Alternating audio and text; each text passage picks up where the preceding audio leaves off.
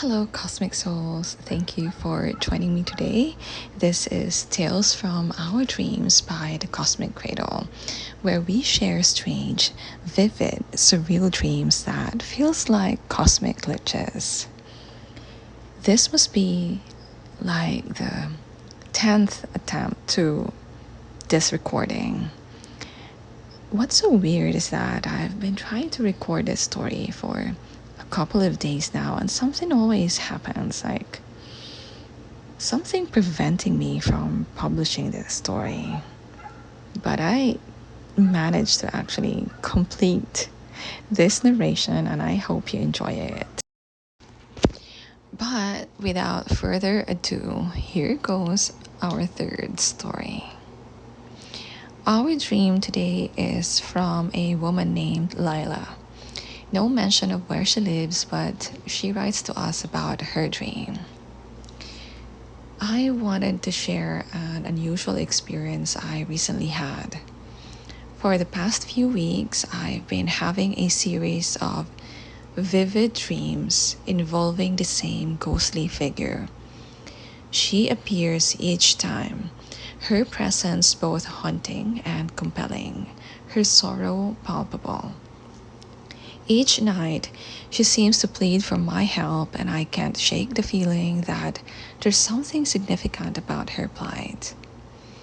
In one of my dreams, she led me to a hidden drawer in a room that felt strangely familiar. Inside, I discovered an old ornate necklace, a pendant shimmering in the dim light. The ghost desperately gestured towards the necklace, as if it held the key to her freedom. I awoke that night, feeling disturbed yet captivated by the encounter. The pendant features a vintage inspired design characterized by intricate craftsmanship and ornate detailing. This looks like one of those jewelries worn by the royals from a bygone era. The centerpiece is a stunning ruby. It has a rich red hue, and it exudes both elegance and warmth. Surrounding it, there are a halo of diamonds that looks like they're meticulously set, making the pendant sparkle. This also showcases some swirling patterns and floral motifs that makes the pendant look vintage. The edges are adorned with more diamonds, adding additional layer of brilliance. I'm just trying to describe how this looks because it's truly magnificent. But as the nights went on, the ghost returned, growing more insistent with each visit. In one particularly vivid dream, it felt so real that I questioned my own reality. The ghost's eyes were filled with urgency, and I knew I had to act. Finally, the most intense dream unfolded. The ghost conveyed that she was trapped by her abductors, and I needed her. I needed to help her escape. I followed her instructions meticulously: the pendant, the drawer, and a connection to an old house on the outskirts of a town that I'd never visited. As we huddled in the dimly lit basement, despair clung to the air. And in a stroke of luck, one of us noticed a loose brick in the wall. After a few minutes of frantic work, we managed to pry it loose, revealing a narrow tunnel that snaked away into the darkness. Oh, cautiously, we squeezed through the opening. The chill of the tunnel sent shivers through our bodies, but it promised freedom.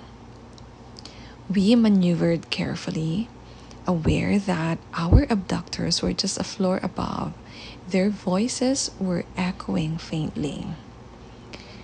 But as we crawled deeper, the sound of footsteps above grew louder. Panic surged, and we could feel our own heartbeat.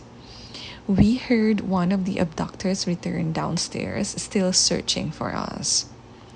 We pressed our backs against the cold walls and barely daring to breathe. Minutes felt like hours until the footsteps finally receded. We continued to crawl through the tunnel, and eventually it led us to a small hidden access point that spilled into a clearing. Light filtered through the trees, signifying the outside world. Our hearts were pounding, and we emerged from the tunnel hastily, aware that our time was limited. And just as we reached the clearing, the abductor's voice called out again, and this time it's sharper. They darted across the clearing. Our hearts was racing. The branches were snapping under our foot. The thrill of imminent discovery drove us to keep running until we reached a line of dense bushes that provided cover. The girl and I stumbled through the thick, shadowy forest. The dense underbrush snagged at our clothes and slowed our progress.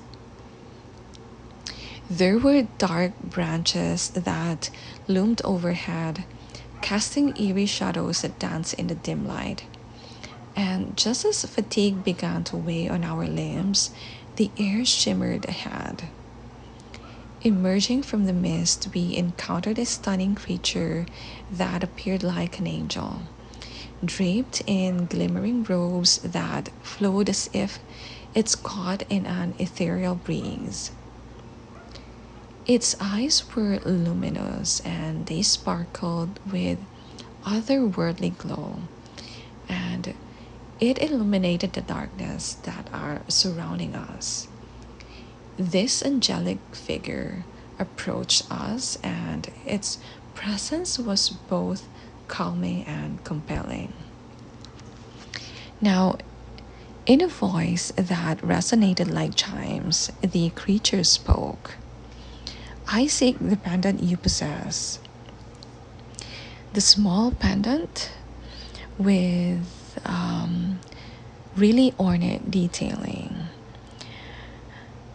This pendant hung by the girl's neck, and it was pulsing gently in response to the angel's words.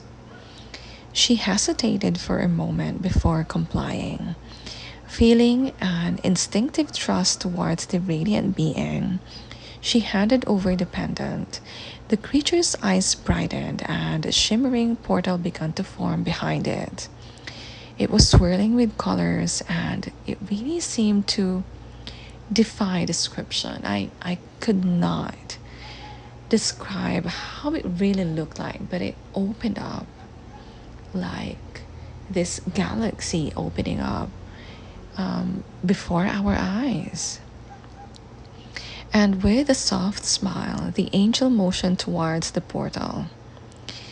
This will guide you to safety and reveal the path you must take. The forest around us faded, and a sense of hope filled the air as the portal opened wide, inviting us to step through the unknown. When I woke up that morning, my heart raced. I instinctively looked at my hand, and there it was, the pendant from my dream resting against my skin. It's a stunning piece of jewelry, I have to say. It felt warm and it felt alive.